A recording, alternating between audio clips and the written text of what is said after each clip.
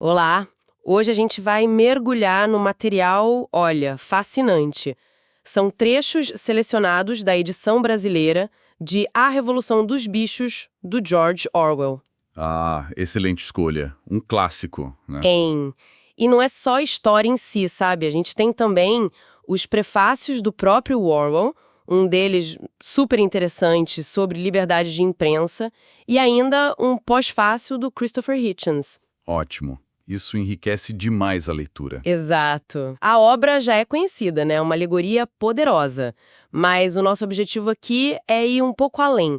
É usar esses textos de apoio, os prefácios, o pós-fácil, para tentar entender melhor as intenções do Orwell, sabe? O contexto todo da publicação. E a relevância que o livro ainda tem, né? Isso.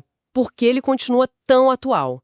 Queremos, assim, cavar um pouco mais fundo nessas camadas que esses textos extras revelam. Textos de apoio, principalmente os do Orwell, são como uma janela, né? Para a gente ver a luta que foi para ele conseguir publicar essa crítica num momento histórico, assim, bem complicado. Com certeza.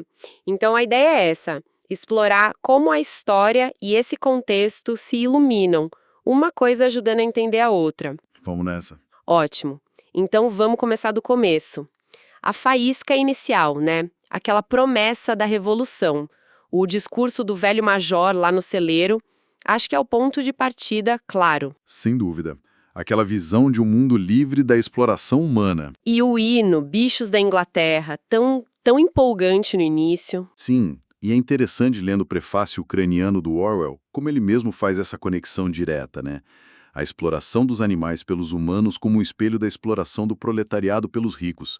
Verdade. O discurso do Major, ele estabelece essa base. O homem é o inimigo, a causa de toda a miséria. É uma visão utópica, assim, muito forte. Mas o Orwell já vai plantando umas sementinhas ali, sabe? De dúvida, ou pelo menos de complexidade. Como assim? Você diz pelas reações diferentes dos outros animais? Exatamente. A gente vê a dedicação quase cega do Sansão, né? Trabalharei mais ainda. Impressionante a força dele. Mas também tem o cinismo do Benjamin, que parece que já viu de tudo. A vaidade da mimosa, mais preocupada com açúcar e fitinha. Ah, mimosa! E as distrações do Moisés com aquela história da montanha de açúcar candy? Quer dizer, mostra que a recepção da utopia não é igual para todo mundo. Faz sentido. E, claro, a gente já vê ali quase que imediatamente os porcos surgindo como a classe intelectual. São eles que organizam, que formalizam as ideias no animalismo, mas que bem sutilmente já começam a se diferenciar do resto. Falando nisso, aquele episódio do leite e das maçãs, logo depois da rebelião, aquilo é um momento chave, né? Fundamental. O Garganta vem com aquela justificativa do trabalho intelectual, que os porcos precisam mais, e ainda usa o medo do retorno do Jones. Isso já não é um sinal do que o Orwell critica sobre o uso da linguagem para justificar privilégio? Com certeza. É o primeiro grande exemplo da manipulação da verdade que vai virar a marca registrada do Garganta e depois do regime do Napoleão. A justificativa é sempre a necessidade. E evitar um mal maior, né? Exato. É pro bem de vocês, basicamente. O medo é a ferramenta principal ali. E a lógica já começa a ser distorcida.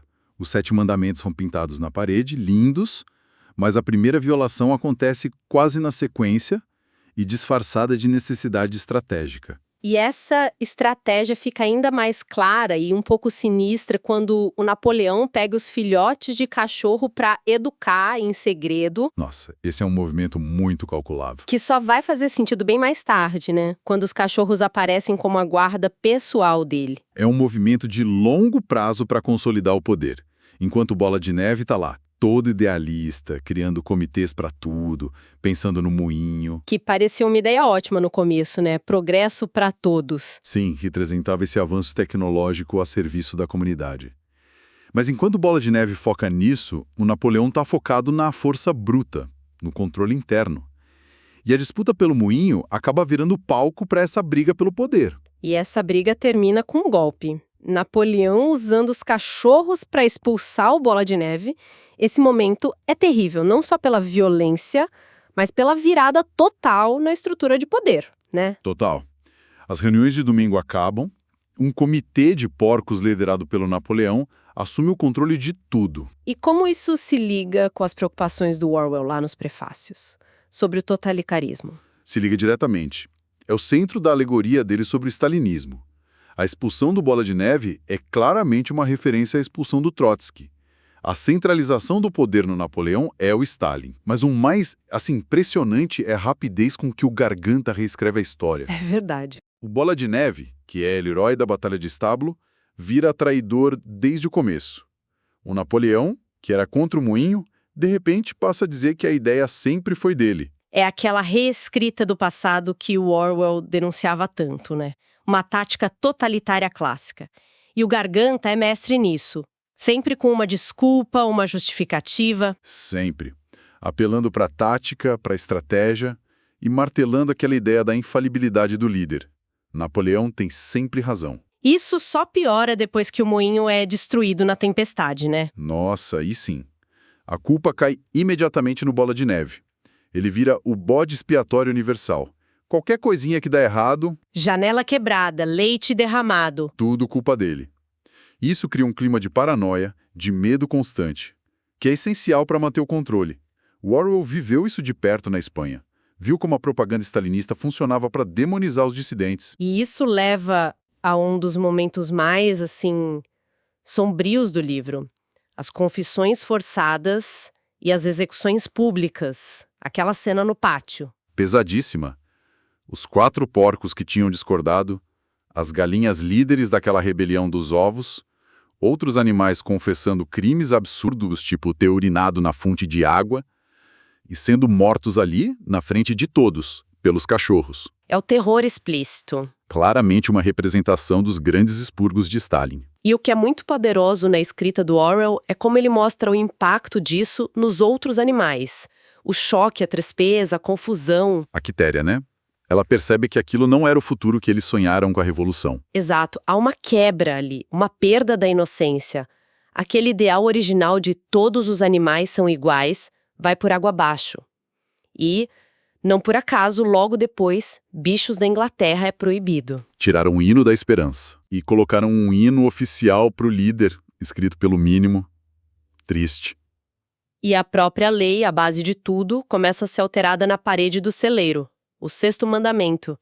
Vira: nenhum animal matará outro animal sem motivo. Uma mudança sutil, né?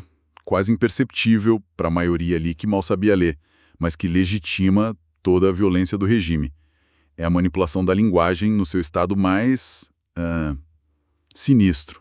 E essa manipulação continua com o Garganta e as estatísticas dele, né? Sempre provando que a vida tá melhor, que a produção aumentou. Mesmo quando a realidade que eles viam era de mais trabalho e menos comida para quase todo mundo, exceto porcos e cães. É a negação da experiência real das pessoas, ou dos bichos no caso, em favor de uma verdade oficial. Exatamente. E o Orwell, naquele prefácio sobre a liberdade de imprensa, fala justamente sobre isso, sobre essa covardia intelectual, essa disposição de aceitar narrativas convenientes, mesmo quando elas vão contra os fatos óbvios. E ele critica pesado a imprensa e os intelectuais britânicos da época, né? Por fazerem vista grossa para os crimes do Stalin por causa da aliança contra o Hitler. Muito. Ele conta como o próprio livro, A Revolução dos Bichos, foi rejeitado por várias editoras por medo de ofender o aliado soviético. Isso dá uma dimensão extra para o personagem do Garganta, não acha? Como assim? Ele não representa só a propaganda do regime totalitário em si, mas talvez também aqueles intelectuais ocidentais que justificavam ou se calavam sobre o que acontecia na União Soviética. Faz sentido, é uma leitura interessante. Orwell estava então lutando em 2 frentes, contra o totalitarismo e contra essa ortodoxia, como ele chamava, que o protegia fora dali. Sem dúvida. A dificuldade toda para publicar o livro que ele detalha naquele prefácio que não saiu na primeira edição é prova disso. Ele queria que a crítica fosse ouvida, mesmo que fosse inconveniente e impopular. Liberdade para ele era isso, poder dizer às pessoas o que elas não queriam ouvir. Uma defesa muito forte da liberdade de expressão. Apaixonada mesmo. E enquanto isso, lá na granja, o regime do Napoleão se consolida cada vez mais, né? O culto à personalidade, os títulos, pai dos bichos, terror da humanidade. Os privilégios aumentando só para porcos e cães. Cerveja, açúcar, enquanto a vida dos outros ficava mais dura. A venda da madeira para o Frederick, a traição com as notas falsas, e aí vem a Batalha do Moinho de Vento. Parece uma sequência de erros e desastres que são sempre justificados como vitórias. Pois é, a Batalha do Moinho é o exemplo perfeito disso. O moinho, que era o símbolo de todo o esforço deles, é destruído de novo. Os animais sofrem perdas terríveis, ficam feridos. Mas o Napoleão e o Garganta declaram uma vitória estrondosa. Criam até uma nova medalha, a Ordem da Bandeira Verde, que o Napoleão dá para si mesmo. É a propaganda no auge, transformando derrota em triunfo. E logo depois vem aquele episódio do uísque. Ah, sim. Os porcos acham a bebida, ficam bêbados, fazem a maior algazarra. E o Garganta é encontrado caído da escada com tinta branca. A prova da mudança em mais um mandamento. O quinto, nenhum animal beberá álcool em excesso. Mostra bem a hipocrisia, né? A decadência total daquela nova elite. Total. E nesse contexto todo, o destino do Sansão fica ainda mais doloroso. Nossa, o Sansão, o trabalhador mais leal, que deu a vida pela granja, literalmente, sonhando com a aposentadoria. E acaba sendo vendido para o matador. Para quê? Para financiar mais uma caixa de uísque para os porcos. É de uma crueldade. E a descoberta do Benjamin, lendo o letreiro da carroça, e depois a explicação cínica do Garganta dizendo que era uma ambulância, é brutal. É o símbolo máximo da traição da Revolução. O trabalhador, explorado até não poder mais, e depois descartado sem a menor cerimônia. Representa essa exploração implacável que o Orwell via nos dois sistemas, né? Tanto no capitalismo quanto no totalitarismo que se dizia representante dos trabalhadores. E aquela frase do Benjamin sobre a lei imutável da vida, fome, cansaço, decepção, reflete um pessimismo muito grande, né? Sobre a chance de mudança real. Sim, um pessimismo profundo sobre a possibilidade de escapar dessa opressão, não importa o sistema. E aí vem o final, os porcos andando em duas pernas, com chicote na mão. As ovelhas, coitadas, treinadas para balir o novo lema: 4 pernas bom, 2 pernas melhor. E o único mandamento que sobra na parede do celeiro. Todos os bichos são iguais, mas alguns bichos são mais iguais que outros. É inversão completa de tudo. Chocante. É a transformação final. E aquela cena do jantar com os fazendeiros humanos, aquilo é o golpe de mestre do Orwell. O Pilkington elogiando a eficiência da granja dos bichos, como eles conseguiam fazer os animais trabalharem mais com menos comida. E fazendo um paralelo com as classes inferiores, humanas. Exatamente. E o Napoleão, no discurso dele, renegando todo o passado revolucionário. Acaba com o camarada, com a bandeira, com o crânio do Major e muda o nome da granja de volta para a Granja do Solar. E a imagem final, os outros animais espiando pela janela e não conseguindo mais distinguir quem é porco e quem é homem naquela briga de cartas. Uau! É o fecho perfeito, a fusão completa entre os opressores antigos e os novos. O Hitchens, lá no Pós-Fácil, ele argumenta que essa cena final não é bem sobre uma equivalência moral, sabe? Mas mais sobre uma convergência cínica do poder. Ele até conecta com as conferências de Teherã e Yalta, onde os aliados dividiram o mundo no pós-guerra. Faz sentido pensar que o Orwell estava criticando também essa realpolitik, essa política de poder pragmática, tanto quanto o regime soviético em si. Com certeza faz sentido. Hitchens argumenta bem isso. A crítica é a forma como o poder opera, independente da fachada ideológica. Os opressores antigos e os novos revolucionários que se corromperam acabam se comportando de maneira muito parecida.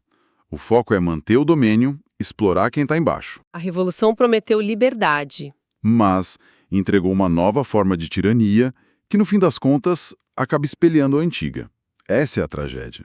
Então, olhando para tudo isso, a história em si, os prefácios do Orwell, o pós-fácil do Hitchens, qual seria, assim, a grande mensagem, o pulo do gato que esses textos juntos oferecem sobre a Revolução dos Bichos? Olha, eu acho que são talvez 2 pontos principais, muito ligados um ao outro.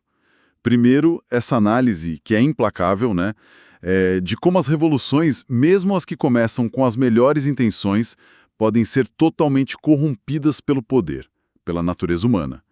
E como a linguagem vira uma ferramenta fundamental de controle, de manipulação. Verdade.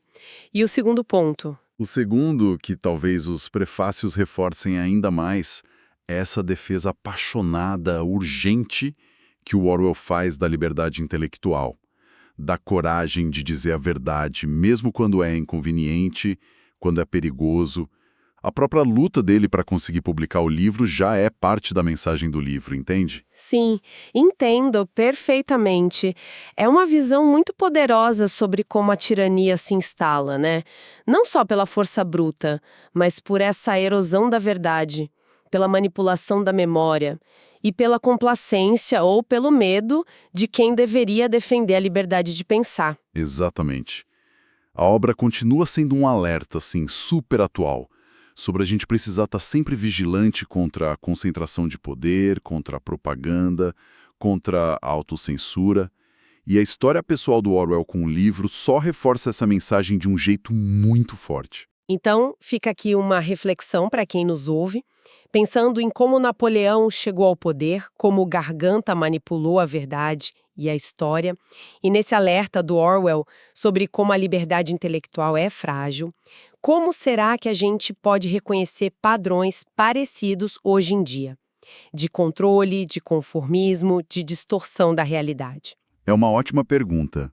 E o que a gente pode aprender, talvez, com a diferença entre a resignação cínica do Benjamin e aquela consciência tardia, mas tão dolorosa, da Quitéria? Qual a importância de manter o pensamento crítico sempre ativo? Fica aí para a gente pensar.